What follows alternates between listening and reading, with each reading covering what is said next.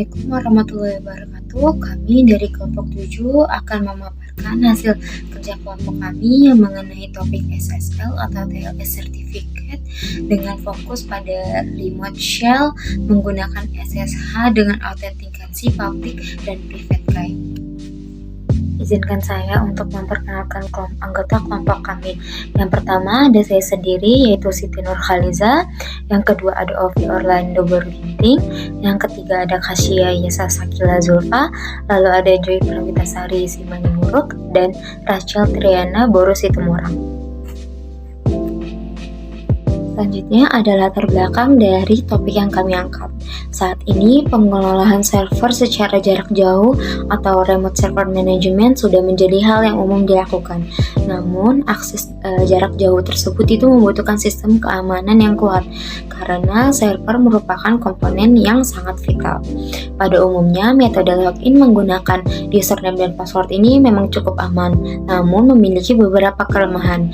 Yang pertama, metode ini rentan terhadap serangan seperti brute force attack dan credential sniffing, terutama jika password yang digunakan itu terlalu lemah dan koneksinya itu tidak aman. Oleh karena itu, diperlukannya mekanisme yang lebih aman. Nah, SSH atau Search Shell ini hadir sebagai solusi karena menyediakan enkripsi end-to-end sehingga data yang dikirimin tidak dapat dibaca oleh pihak yang tidak berwenang.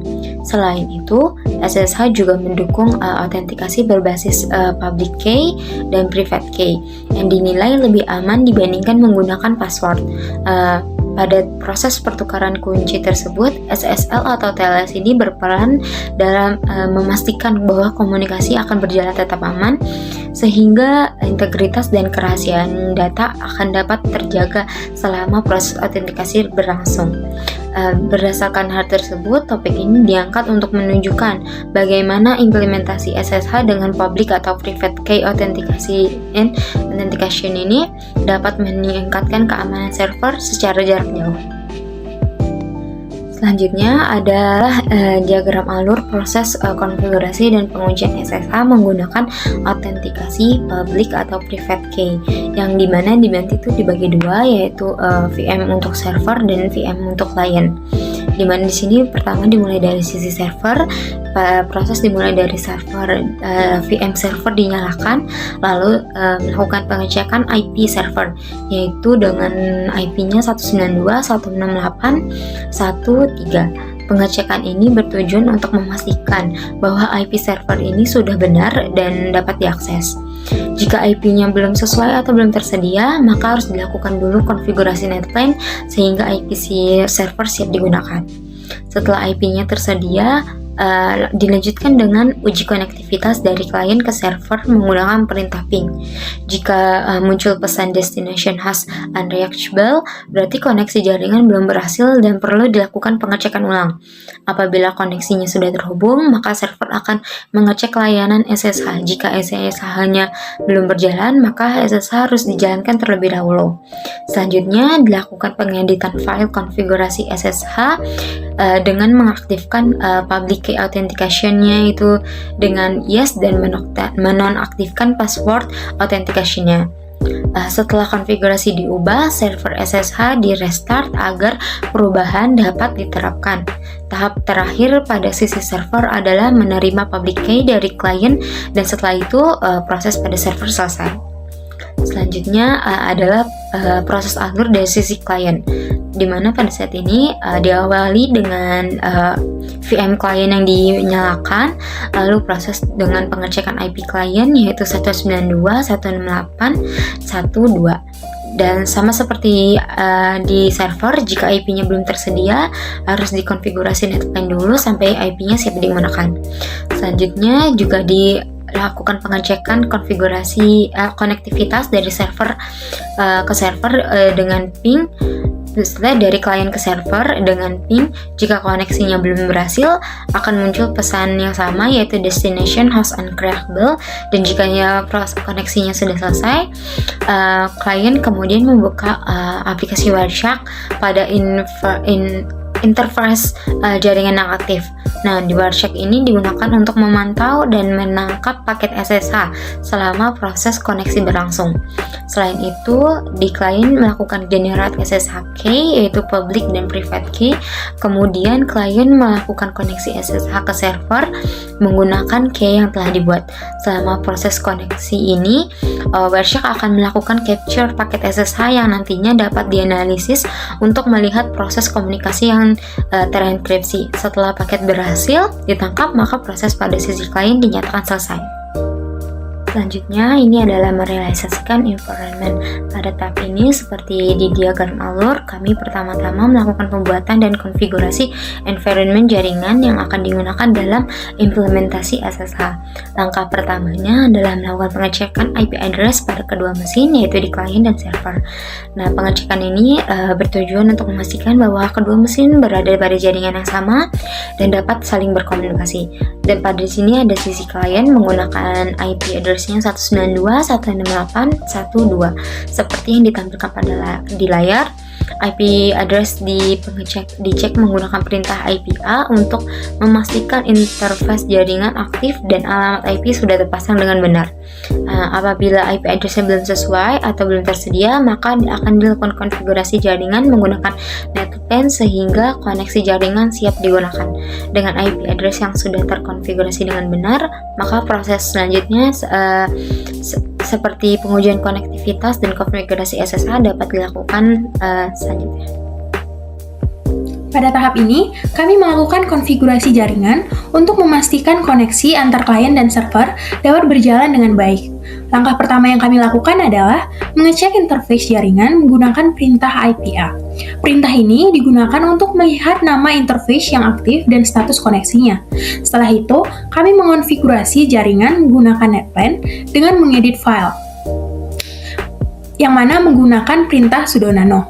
Pada mesin klien, interface yang digunakan adalah np0s8 dan kami mengatur IP address statis 192.168.1.2/24 agar klien memiliki alamat IP yang tepat.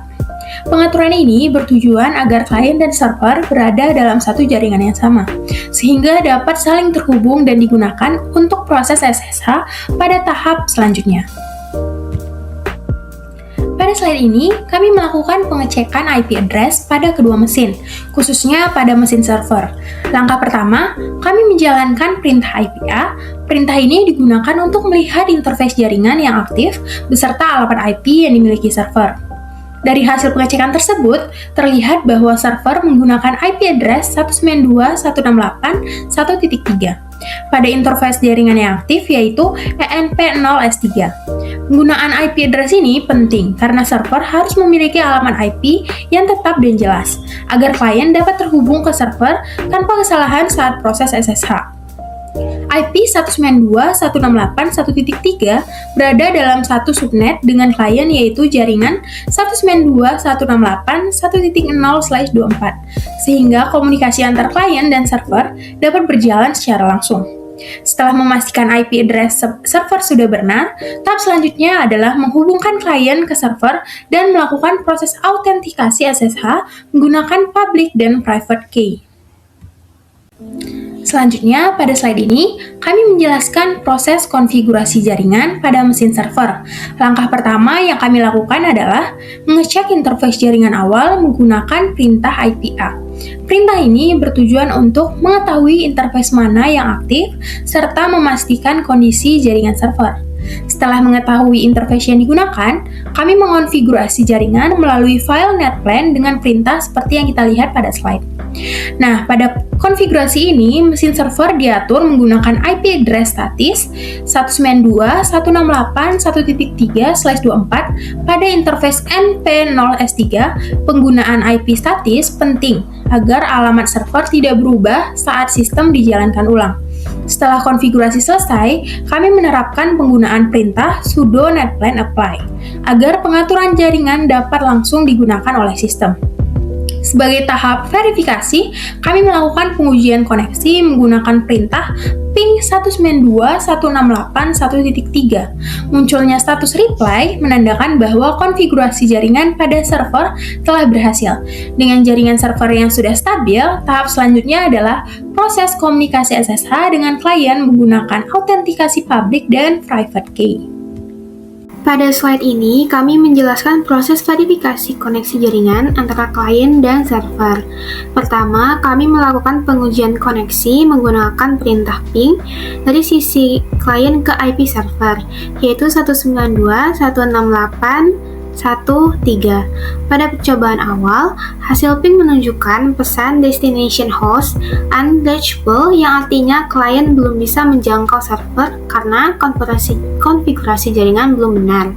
Kemudian, kami memperbaiki konfigurasi jaringan menggunakan NetPlan dengan memastikan IP address sudah sesuai, interface jaringan yang digunakan benar, konfigurasi sudah di-apply menggunakan perintah sudo netplan apply. Setelah konfigurasi diperbaiki dan diterapkan, kami kembali melakukan ping dari klien ke server. Hasilnya muncul balasan reply yang stabil yang menandakan bahwa koneksi jaringan antara klien dan server sudah berhasil terhubung dengan baik.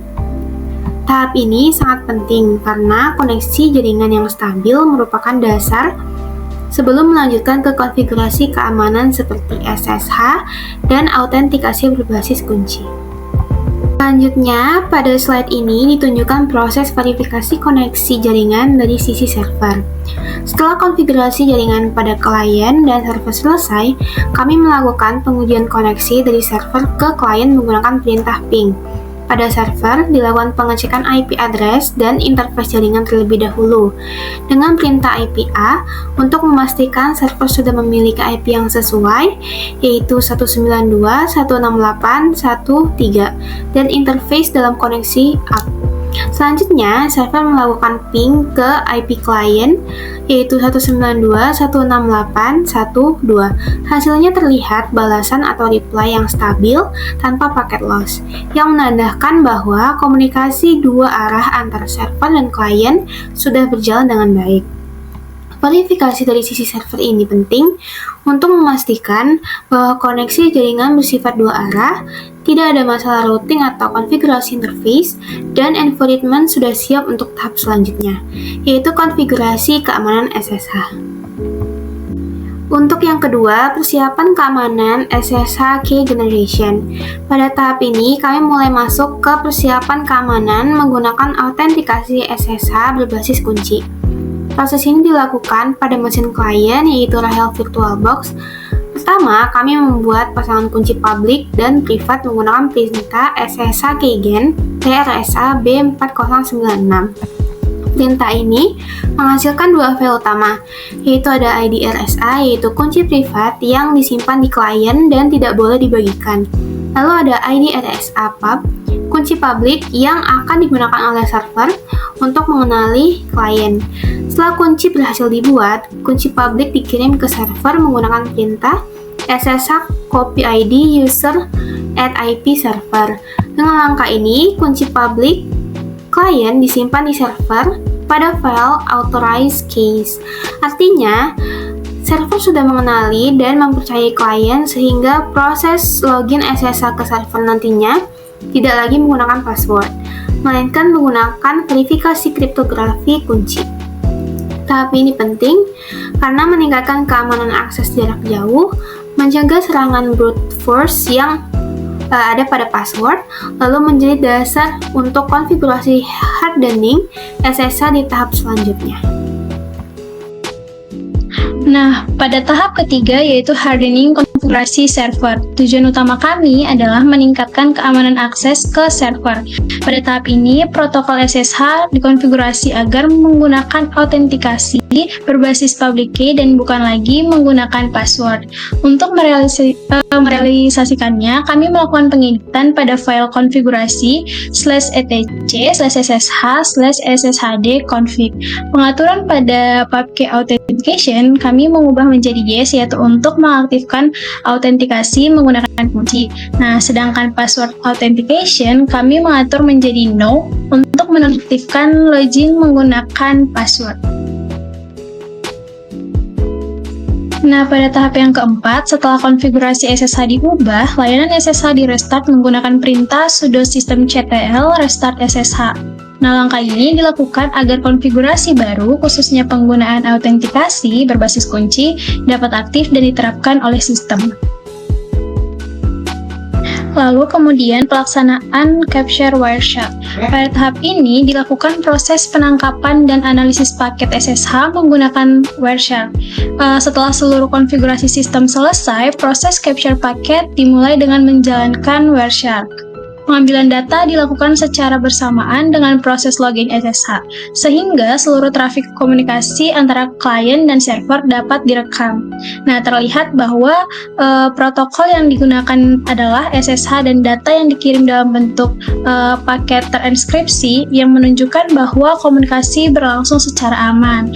Nah, tahap ini bertujuan untuk memastikan bahwa mekanisme keamanan SSH telah berjalan dengan baik serta untuk menganalisis pola komunikasi jaringan antara klien dan juga server. Nah, setelah menangkap dan menganalisis paket SSH yang sudah dijelaskan oleh rekan saya, lanjut pada bagian ini saya akan menjelaskan proses menangkap paket jaringan dan membaca konten paket yang sesuai dengan penugasan yang diberikan. Nah, pada tampilan ini terlihat aktivitas pertukaran paket data antara klien dan server saat sesi SSH-nya itu sedang berlangsung. Nah, proses capture-nya ini dilakukan ketika koneksi SSH-nya itu aktif sehingga seluruh lalu lintas komunikasi dapat terpantau. Nah, terlihat adanya variasi ukuran paket yang menandakan terjadinya pertukaran data secara dinamis, dapat dilihat bagian kolom length. Nah, selain itu munculnya paket ACK-nya juga menunjukkan bahwa koneksi antara klien dan servernya itu berjalan dengan normal dan juga stabil. Nah, lanjut pada slide berikut, ini itu menampilkan hasil pemantauan Wireshark ketika sesi SSH-nya itu sedang berjalan. Nah, pada kolom protokol ini tuh terlihat bahwa komunikasi yang menggunakan protokol SSH yang berjalan di atas TCP. Nah, selanjutnya melalui kolom source dan juga destination ini tuh dapat dilihat arah komunikasi antara IP klien dan juga IP server. Nah, untuk IP klien ini tuh 191.68.1.2, sedangkan IP server itu dia di 1.3. Nah, yang kedua ini tuh menunjukkan adanya komunikasi dua arah. Nah, lanjut pada slide ini, slide terakhir, yaitu menunjukkan hasil analisis dari paket-paket yang telah ditangkap. Nah, seluruh paket yang terekam ini akan ditandai sebagai encrypted packet, sehingga isi data tersebut tidak dapat dibaca secara langsung, meskipun lalu lintas jaringannya itu dapat dipantau. Nah, untuk hasil akhirnya menunjukkan statusnya itu encrypted packet yang menandakan bahwa mekanisme keamanan kunci public atau private telah berhasil melindungi isi komunikasi tersebut. Sekian dari presentasi kami, mohon maaf apabila ada kekurangan dan atau kesalahan kata. Cukup sekian dan terima kasih. Waalaikumsalam warahmatullahi wabarakatuh.